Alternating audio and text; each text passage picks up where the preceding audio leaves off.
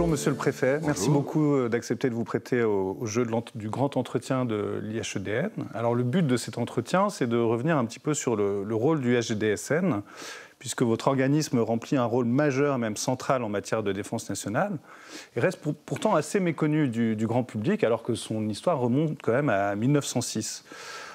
Donc l'idée est d'expliquer comment, dans le contexte actuel, qui est marqué par la multiplication et l'imbrication des menaces telles que le terrorisme, la prolifération nucléaire, les cyberattaques ou alors les modes d'action hybrides, comment le HGDSN coordonne l'adaptation et le renforcement des dispositifs français de protection et de réponse à ces menaces. Alors, on va commencer par une question d'actualité, si vous voulez bien. Globalement, quel est l'état actuel des différentes menaces contre la défense et la sécurité nationale ? Eh bien, cet état, il se dégrade, si je puis dire. Il se dégrade parce que nous voyons bien qu'il y a toute une conflictualité qui est en train d'exploser à travers le monde. Évidemment, il y a la guerre en Ukraine. Il y a ces jours-ci le conflit qui se passe au Proche-Orient et qui peut aboutir à une explosion régionale très rapidement. Il y a bien sûr la rivalité américano-chinoise et qui a des conséquences dans différents secteurs.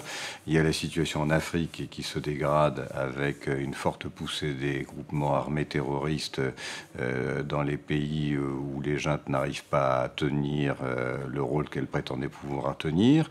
Et tout ceci à la fois donc avec un renforcement de la conflictualité, mais aussi un nouveau développement de ce qu'on appelle les attaques hybrides, c'est-à-dire celles qui sont sous le seuil de conflictualité, mais qui vise à permettre à l'agresseur de prendre un avantage déterminant sur l'agressé et d'une certaine manière à gagner la bataille sans avoir eu besoin de sortir un fusil. Je pense évidemment aux attaques cyber, je pense à la désinformation, à la manipulation de l'information, et puis aussi à quelque chose qui est plus ténu mais qui est très efficace, c'est ce qu'on appelle le lawfare, l'utilisation du droit international ou du droit national en extraterritorialité pour imposer sa volonté sur d'autres États et ainsi aboutir à une sorte de domination qui progressivement va soumettre l'économie, voire l'opinion publique d'un pays à la volonté d'un autre. Et quelle est l'évolution, du coup, vous venez peut-être de répondre par rapport aux menaces hybrides, mais quelle est l'évolution de l'état des menaces depuis votre arrivée dans ces fonctions à l'été 2020 ? Le grand bouleversement, évidemment, ça a été la guerre en Ukraine, parce que nous pensions que nous étions à ce moment-là dans une forme d'état de droit où le droit international, les Nations Unies, le droit commercial, tout ceci permettait de garantir une certaine stabilité dans le fonctionnement des institutions internationales et dans les relations qui pouvaient exister entre États. À partir du moment où la Russie a violé les règlements de 1945, les traités qu'elle a passés et toute une série d'autres règles, y compris celle du droit de la guerre, pour conquérir par la violence un État qui était indépendant, on s'est retrouvé dans une situation où il y a une forme de désinhibition qui a existé pour beaucoup d'autres États et dans beaucoup de circonstances. Et donc, il y a eu à ce moment-là une sorte de bouleversement constant. D'autant plus constant et fort qu'à partir du moment où il y a eu cette guerre, nous sommes évidemment passés dans un régime de sanctions économiques. Or, qui dit sanctions économiques dit d'une certaine manière fin de la mondialisation, où les produits pouvaient circuler d'un pays à l'autre sans vraiment des entraves. Là, nous mettons en place des sanctions économiques, donc il n'y a plus de possibilité pour tout le monde de commercer normalement. Et on le voit bien, il a fallu que nous nous réorientions pour nos fournitures en gaz et en pétrole. Nous sommes également en train de devoir le faire pour tout ce qui concerne les matières premières ou ce qu'on appelle les terres rares, de façon à ne pas dépendre de la Russie ou d'un autre État, ce qui aboutirait à créer une vulnérabilité, voire une domination dans un sens ou dans un autre. Ça, c'est le changement fondamental qui s'est opéré en matière de géopolitique internationale. Le deuxième élément qui est très fort et que j'ai remarqué, c'est qu'en 2020, nous parlions du changement climatique d'une façon abstraite. On en parlait lors des différentes conférences, mais ça ne paraissait pas aussi évident et aussi palpable. Depuis quelques années, en 4 ans malheureusement, la multiplication des cyclones, des tempêtes, des inondations, des sécheresses, des cataclysmes qui se produisent montre que le réchauffement climatique est à l'œuvre. Et ça va entraîner, qu'on le veuille ou non, à un moment ou à un autre, des bouleversements de population qui vont être considérables et qu'il faut que nous arrivions à prendre en compte.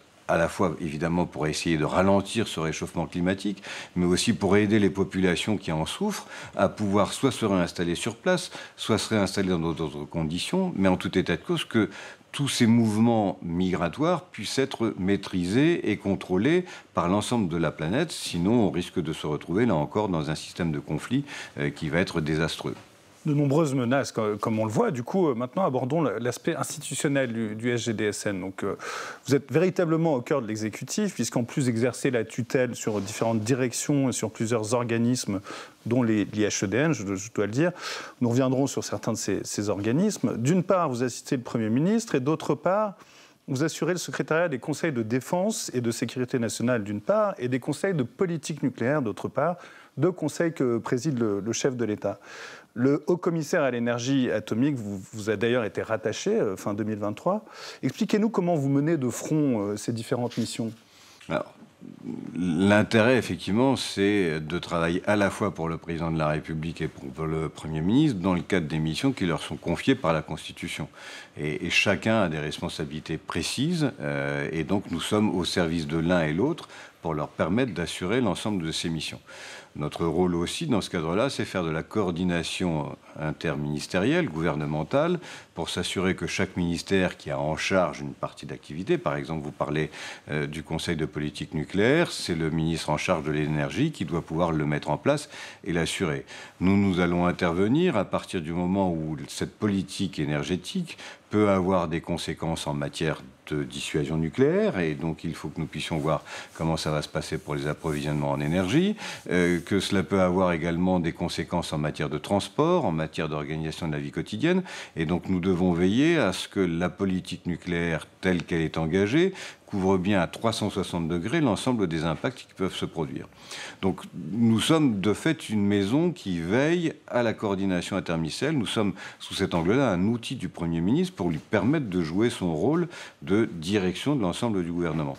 Et entre les différentes directions et services qui composent le SGDSN, il y a une forme de complémentarité qui joue et qui joue fortement. Entre les directions historiques, l'une qui s'occupe à la fois de la technique mais des crises internationales, l'autre qui s'occupe en conséquence de la protection du secret de la défense et de nos concitoyens avec les sujets de planification. Et donc les deux travaillent évidemment étroitement à la fois pour analyser la menace, voir comment nous pouvons y répondre sur le territoire national et si cette réponse correspond bien aux engagements internationaux que nous avons pris. Donc là, il y a une articulation qui est très forte. Lorsque nous travaillons avec l'Agence nationale de sécurité des systèmes d'information, c'est la cybersécurité. Et évidemment, lorsque nous surveillons ce qui se passe sur les réseaux sociaux pour lutter contre la désinformation, ça a une liaison tout à fait directe avec tout ce qui se passe en matière de systèmes d'information, etc. Et enfin, l'OSIC, l'opérateur des systèmes d'information, lui-même en conséquence fournit le matériel sécurisé qui va être nécessaire pour le président, le Premier ministre et tout le gouvernement pour pouvoir communiquer de façon souple. Donc vous le voyez, il y a une articulation complète et une liaison, et c'est ce qui nous permet auprès du Premier ministre et auprès du président de jouer vraiment un rôle à la fois d'articulation mais aussi d'impulsion en fonction des instructions qui nous seront données. Alors, du coup, pour coordonner cette politique de défense et de sécurité nationale, concrètement, vous avez des référents dans les ministères. Comment ça se passe et quelle est la fréquence de vos relations avec les nombreux organismes publics et même avec la sphère privée qui peut être ciblée par cette menace? Comment fonctionnez-vous, comprenez-vous? Cette maison est, j'avais presque dire, une gare de triage ou une gare dans laquelle tout le monde vient travailler. Alors, sans téléphone et sans portable, puisque nous sommes astreints au secret. Mais de fait, tous les jours, nous avons des réunions interministérielles avec des membres des cabinets ministériels qui suivent les sujets dits régaliens, sécurité, défense nationale, cyber, etc., qui viennent ici travailler et avec leurs collègues pour travailler sur des sujets qui sont sensibles et classifiés. Donc, tous les jours, effectivement, ce dispositif-là fonctionne. De la même manière, dans chaque ministère, nous avons des hauts fonctionnaires de défense et de sécurité qui sont placés auprès de chaque ministre et qui sont chargés de veiller à ce que les sujets, encore une fois, de défense et de sécurité nationale soient bien pris en compte dans l'ensemble des activités du ministère, y compris pour ce qui concerne ce ministère lui-même, c'est-à-dire que d'une part, le HFDS vérifiera que les personnels sont bien habilités, que les documents qui sont classifiés secrets sont bien traités et traités en conséquence, et puis plus prosaïquement que le plan de continuité d'activité du ministère en cas de crise, eh ben, il est bien en place, il est opérationnel, et lorsqu'il faudra un jour réunir une cellule de crise, chacun saura exactement ce qu'il a à faire, où il doit aller et comment il doit travailler. Alors vous avez aussi la responsabilité du très célèbre plan Vigipirate qui est en place depuis un certain temps déjà. Quelles en sont les dernières évolutions? Est-ce que vous avez eu à faire des adaptations pour les Jeux olympiques et paralympiques de l'été dernier? Et quelles sont les mesures qui restent en place depuis? Alors, dans Vigipirate, vous avez des dizaines de mesures, donc je ne vais pas vous les exposer, sinon il va vraiment nous falloir beaucoup de temps. Sachez simplement qu'effectivement, pour la période des Jeux Olympiques, nous étions évidemment passés au niveau maximum d'urgence attentat, de façon à protéger, à être en capacité de réagir en cas d'attaque venant de nos adversaires. Les Jeux Olympiques sont maintenant terminés, donc nous sommes en train de faire un travail interministériel pour regarder dans quelles conditions on pourrait, le cas échéant, redescendre de niveau, sachant que par ailleurs, une quinzaine de mesures qui étaient spécifiques pour les Jeux Olympiques et la protection des enceintes sportives des grands rassemblements sont-elles tombées, entre guillemets, le 15 septembre avec l'arrêt des Jeux Olympiques. Maintenant, il va falloir que sur la base d'un rapport qui va être fait par la Direction générale de la sécurité intérieure, avec le ministre de l'Intérieur, il puisse y avoir une proposition qui soit faite au Premier ministre, soit pour rester au même niveau, et à la limite, les tensions qui existent aujourd'hui au Proche-Orient, les attentats qui ont pu se produire en Allemagne ou dans d'autres pays pourraient le justifier, ou alors on décide de descendre de façon à permettre aux gens de récupérer et de garder, si je puis dire, une marge de manœuvre dans ce domaine. Ce sera la décision que nous serons amenés, après instruction, à proposer au Premier ministre. Parmi les organismes qui dépendent du HGDSN, il y a Viginum qui est chargé de la protection du débat public contre les ingérences numériques étrangères. Quelles sont les dernières tendances dans ce type de menaces? Viginum a de plus en plus de travail. Ça ne fait que, si je puis dire, croître et enlaidir. C'est-à-dire que nous avons des adversaires qui essaient de déstabiliser notre société, qui essaient, lorsqu'il y a des scrutins, de les détourner en utilisant des fake news et des fausses informations, de nuire à ce que constitutionnellement on appelle la sincérité du scrutin. Nous avons également des entreprises étrangères qui peuvent essayer de saboter nos entreprises.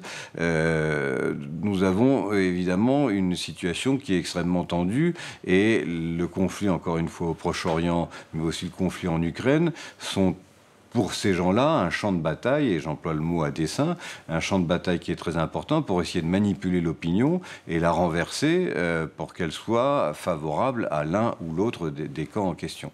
Donc là-dessus, évidemment, nous sommes extrêmement vigilants en jouant pour seul outil, mais l'outil le plus efficace possible, la transparence. C'est-à-dire en débunkant, comme on dit, c'est-à-dire en montrant que l'information a été fabriquée dans un État étranger, par un service de renseignement ou par une officine, qu'elle a été artificiellement développée, diffusée, multipliée, et que donc si les gens veulent la croire, ils peuvent le croire, mais ce n'est certainement pas leurs voisins, leurs amis ou d'autres personnes qui sont intervenus, ce sont des services de renseignement, voire des machines. C'est ce que nous essayons de faire sur ce sujet. Nous sommes évidemment aussi très sensibles à ce qui peut atteindre nos alliés. Donc nous surveillons aujourd'hui nos adversaires qui ont pu nous attaquer pendant nos élections et qui peuvent par exemple vouloir intervenir pendant les élections aux États-Unis. Nous sommes évidemment aussi très sensibles à tout ce qui peut se passer en Grande-Bretagne ou dans d'autres pays. Alors, autre organisme sous votre égide, l'Agence nationale de la sécurité des systèmes d'information, l'ANSSI. Quel est l'état de la menace en termes de cybersécurité et de cyberdéfense aujourd'hui, et comment sensibilisez-vous les acteurs publics et privés sur cette problématique ? Alors, là aussi, j'aurais tendance à dire que la menace croît, mais que nous sommes également davantage préparés. Pour la préparation des Jeux Olympiques, l'ANSSI avait défini différents niveaux d'intervention et de sensibilité des différents organismes pour aider ceux-ci à se former, à renforcer leur système de sécurité, à installer des sondes le cas échéant pour pouvoir déceler le plus tôt possible les attaques, pour pouvoir y remédier en temps utile. Et tous les efforts que nous avons faits depuis 2 ans et demi pour préserver l'ensemble des opérateurs de différentes attaques ont pu avoir leur efficacité, puisque nous avons eu beaucoup moins d'attaques que ce qui avait été recensé lors des Jeux Olympiques de Tokyo, et que par ailleurs, beaucoup de ces attaques se sont heurtées au mur ou au pare-feu que nous avions pu installer, et donc ont finalement eu beaucoup moins d'impact qu'on ne pouvait le craindre. J'ajoute à cela la mobilisation de l'ensemble des acteurs privés, qui eux aussi avaient fait en sorte de pouvoir disposer soit de redondance, soit de systèmes qui étaient beaucoup mieux protégés. Donc sur ce sujet-là, les choses évoluent très fortement. Elles vont aussi évoluer sur le plan législatif, puisqu'il y a une directive européenne qui s'appelle NIS 2, et je reviendrai tout à l'heure, si vous m'en offrez l'occasion, sur la directive REC, résilience des entités critiques, mais qui vise à renforcer la résilience de tous ceux qui ont de l'informatique chez eux face aux attaques qui peuvent survenir, que ce soit sur des rançongiciels, que ce soit sur de l'espionnage ou que ce soit sur du sabotage. Et donc le projet de loi qui va bientôt être présenté au Parlement vise à transposer en droit français cette directive européenne et à faire en sorte que toutes les entités, qu'elles soient importantes ou essentielles, aient le réflexe, et c'est quasiment un réflexe qu'il faut avoir, de se protéger en matière informatique pour ne pas tomber entre les mains de hackers ou d'États étrangers qui décident de saboter notre système. Alors, vous parliez de résilience. En 2022, une stratégie nationale de résilience a été adoptée. Pouvez-vous nous dire en quoi elle consiste et comment la mettez-vous en œuvre dans la sphère privée, dans la sphère étatique, comme tout à l'heure ? En gros, la stratégie nationale de résilience, c'est le résultat d'une réflexion que nous avons eue après la crise du Covid, où nous nous sommes rendus compte que lorsqu'on était capable de faire travailler ensemble sur différents secteurs, l'État, les collectivités locales et ensuite les particuliers, on arrivait à beaucoup mieux résister aux crises, à pouvoir y faire face et à pouvoir se relever plus rapidement. À partir de ce moment-là, nous avons réfléchi à ce que pouvait être la notion de résilience, comment l'État lui-même devait s'organiser en formant ses agents, en mettant en place les plans de continuité d'activité, en réformant son organisation, pour être capable de pouvoir faire face plus facilement à ce qui serait une crise systémique, c'est-à-dire une crise qui couvre tout le territoire, qui dure longtemps et sur laquelle il y a peu de chances d'obtenir de l'aide de nos voisins ou une solution importée parce que tout le monde est atteint de la même manière ou la situation politique fait que tout le monde ne nous aidera pas. Donc il y a ce premier aspect-là. Le deuxième aspect, c'est effectivement faire partager cet esprit de résilience aux collectivités locales, aux entreprises. Et le troisième aspect, c'est faire de l'information vers le grand public pour que le citoyen ne soit pas seulement consommateur de sécurité, mais qu'il soit aussi acteur de sa propre sécurité, avec toute une série de précautions, y compris le fait d'avoir des stocks de sécurité qui soient adaptés à la nature de la menace, et non pas simplement de se précipiter pour acheter de l'huile, du sucre ou du papier toilette. Donc il s'agit vraiment de pouvoir s'organiser à ça. Plus profondément, c'est aussi pour nous à réfléchir avec l'ensemble des acteurs sur les conditions dans lesquelles nous pouvons mettre en place des réserves, c'est-à-dire mobiliser l'ensemble des citoyens pour pouvoir les amener à agir et à réagir lorsqu'il y a une crise. On connaît les réserves des armées, on connaît les réserves des forces de sécurité intérieure, on connaît un peu les pompiers, mais ça n'est pas suffisant si nous nous trouvons face à une crise systémique. Il faut pouvoir également regarder comment ça se passe dans les hôpitaux, qui eux-mêmes ont leurs réserves, comment nous pouvons du coup articuler les réserves qui peuvent exister chez les opérateurs d'importance vitale, dans le système hospitalier, dans le système des collectivités locales, dans le système régalien de l'État, pour pouvoir faire travailler tout le monde ensemble. Et nous souhaitons aussi réfléchir sur le sujet des stocks stratégiques. On s'est rendu compte lors de la période du Covid que nous avions cruellement manqué à la fois d'équipements de protection individuelle, mais aussi d'un certain nombre de médicaments, que nous étions tous partis dans l'idée traditionnelle que c'était pas grave, au bout de 3 semaines on allait importer ça des États-Unis, d'Inde, de Chine ou d'ailleurs, sauf que la crise du Covid a démontré qu'il n'y avait pas. Et donc, là aussi, il faut que nous puissions réfléchir comment, d'une part, nous pouvons essayer de relocaliser des usines de production de médicaments en France, par exemple pour du paracétamol, mais aussi comment nous pouvons faire en sorte que certains produits qui sont urgemment utiles, eh bien, nous puissions en avoir suffisamment de stock pour pouvoir faire face, pendant quelques semaines au moins, à une crise qui pourrait se produire. Et donc, c'est tout ce travail-là qui va définir la notion de résilience et sur lequel nous sommes amenés à travailler. J'ajoute dans ce domaine que nous devons travailler très étroitement avec les collectivités locales. Nous sommes actuellement en train de faire la tournée des congrès d'associations d'élus et avec les associations d'élus pour leur expliquer comment l'objectif peut être atteint et comment il ne peut être atteint qu'avec leur concours pour que celles-ci s'investissent, fassent travailler leurs agents, apportent leur concours et tout simplement travaillent avec nous sur les difficultés qui peuvent se produire. Donc nous sommes engagés là-dedans. Nous avons également rencontré les fédérations professionnelles et le patronat pour que les entreprises, elles aussi, puissent prendre en compte ce qui est pour elle une question de survie et une question aussi d'assurance, c'est-à-dire comment se préparer pour courir moins de risques pour leur exploitation au cas où une catastrophe se produirait. Dernière question, revenons sur cet autre aspect de la résilience, la directive européenne REC, qui va prochainement être adaptée en droit français. Qu'est-ce que vous souhaitiez préciser là-dessus ? Eh bien, sur cette directive REC, c'est le développement. En France, nous avons un système qui s'appelle les opérateurs d'importance vitale. C'est à peu près 350 entreprises. Elles ont un certain nombre de contraintes pour justement assurer, et qui sont fixées par la loi, pour assurer la sécurité de leur fonctionnement et la continuité des services et des productions en période de crise. Très honnêtement, la France a plutôt inspiré la rédaction de la directive européenne pour pouvoir avancer dans ce domaine. Donc il y a quelques mesures en plus que nous allons proposer, que le Parlement, je l'espère, adoptera, et qui visent à renforcer, compte tenu de l'évolution des menaces, compte tenu de l'ampleur de ces menaces, la résilience de ces entités critiques qui sont essentielles pour le bon fonctionnement du pays. L'objectif premier, c'est si jamais une crise telle que nous en avons connue avec le Covid, tel que le cas échéant, il pourrait s'en produire avec un conflit plus large, il faut que le pays continue à marcher. Tout simplement.